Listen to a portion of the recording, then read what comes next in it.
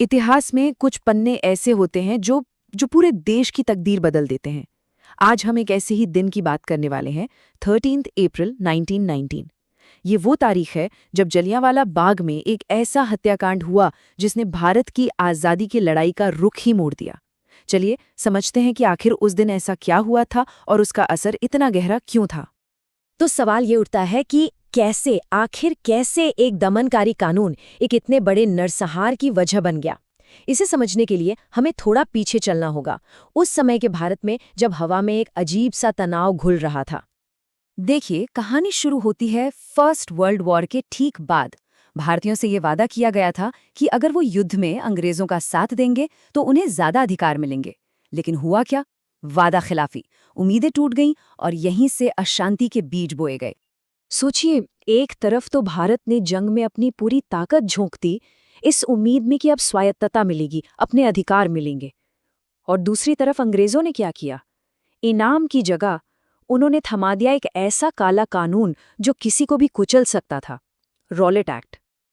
अब ये Rowlatt act था क्या? ये कोई छोटा मोटा कानून नहीं था। सीधी सी बात है, इसने अंग्रेजी सरकार को ये पावर दे दी कि वो किसी भी भारतीय को सिर्फ शक के आधार पर, बिना किसी सुनवाई, बिना किसी वकील के, सीधे 2 साल के लिए जेल में डाल सकते थे। मतलब सारे बुनियादी अधिकार खत्म।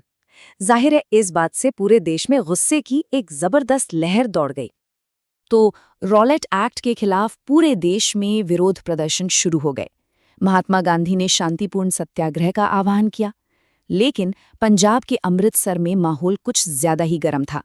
और जब वहां के 2 बड़े नेताओं डॉक्टर सत्यपाल और डॉक्टर सैफुद्दीन किचलू को गिरफ्तार कर लिया गया, तो समझ लीजिए कि बारूद के ढेर में चिंगारी लग गई। और इसी बढ़ते तनाव के बीच आती है वो तारीख, 13 अप्रैल 1919। बैसाखी का दिन था। त्योहार का माहौल, चारों तरफ खुशियां। लेकिन किसी को अंदाजा नहीं था कि इस दिन की सुबह जितनी रोशन है, इसकी शाम उतनी ही अंधेरी होने वाली है।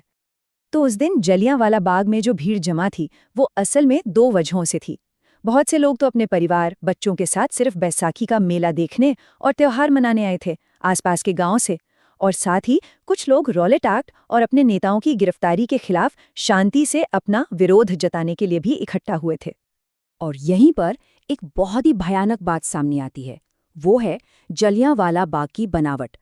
जरा सोचिए, एक बड़ा सा मैदान जो चारों तरफ से ऊंची ऊंची दीवारों से घिरा हुआ है, और बाहर निकलने के लिए सिर्फ एक तंग सा रास्ता।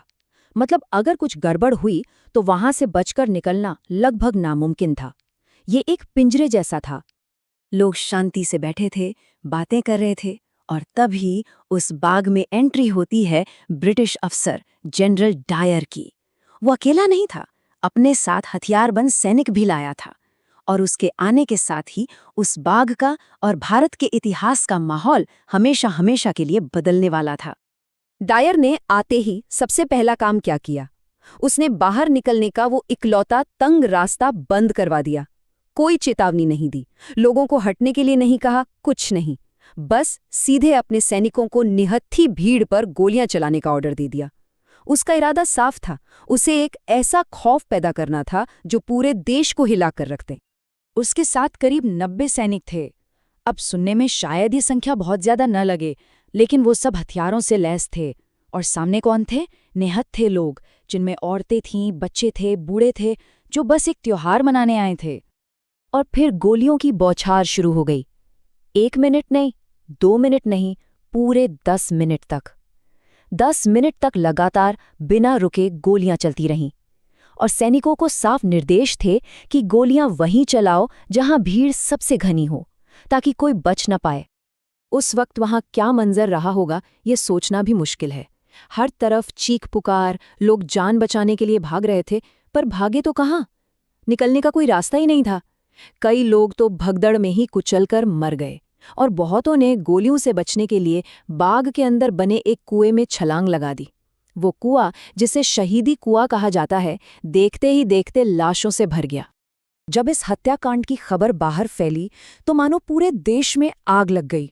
ये सिर्फ एक गोलीबारी की घटना नहीं थी, ये वो पल था जिसने आज़ादी की लड़ाई की पूरी सोच को, उसकी आत्मा को झंझोड़ कर रख दिया। और इस त्रासदी के बाद भी सच को छिपाने की कोशिशें हुईं। अंग्रेजों की सरकारी रिपोर्ट ने कहा कि सिर्फ 379 लोग मारे गए, लेकिन भारतीय राष्ट्रीय कांग्रेस का अपना अनुमान था जो कहता था कि 1000 से ज्यादा लोग शहीद हुए थे और 1500 से भी ज्यादा घायल थे। ये फर्क साफ दिखाता है कि कहानी को कैसे दबाया जा रहा था। महात्मा गांधी, जो तब तक ब्रिटिश सरकार के साथ किसी तरह के सहयोग की उम्मीद रखते थे, उन्होंने भी इसे एक अमानवीय कृत्य कहा। इस एक घटना ने उनका अंग्रेजी हुकूमत पर से भरोसा पूरी तरह से तोड़ दिया और यहीं से असहयोग आंदोलन की जमीन तैयार हुई। विरोध सिर्फ नेताओं तक ही सीमित नहीं रहा। देश के सबसे बड़े कवियों में से एक रविंद्रनाथ टैगोर इतने आहत हुए कि उन्होंने अंग्रेजों से मिली अपनी नाइटहुड की उपाधि वापस कर दी। ये बहुत बड़ा सांकेतिक विरोध था जिसकी आवाज पूरी दुनिया ने सुनी। मामले को शांत करने के लिए एक जांच बिठाई गई, हंटर कमीशन। और मजे की बात देखिए, कमीशन ने भी माना कि हाँ, जनरल डायर ने गलत किया था। लेकिन नतीजा क्या निकला? उसे कोई सजा नहीं हुई। इस दिखावे की जांच ने लोगों का अंग्रेजी न्याय पर से जो थोड़ा बहुत भरोसा बचा था, वो भी खत्म कर दिया। तो अब ये साफ हो रहा था कि जलियांवाला बाग सिर्फ एक हादसा नहीं था, ये एक टर्निंग पॉइंट था, एक ऐसा मोड़ जिसने आज़ादी की लड़ाई को एक नई और कहीं ज्यादा आक्रामक दिशा दे दी।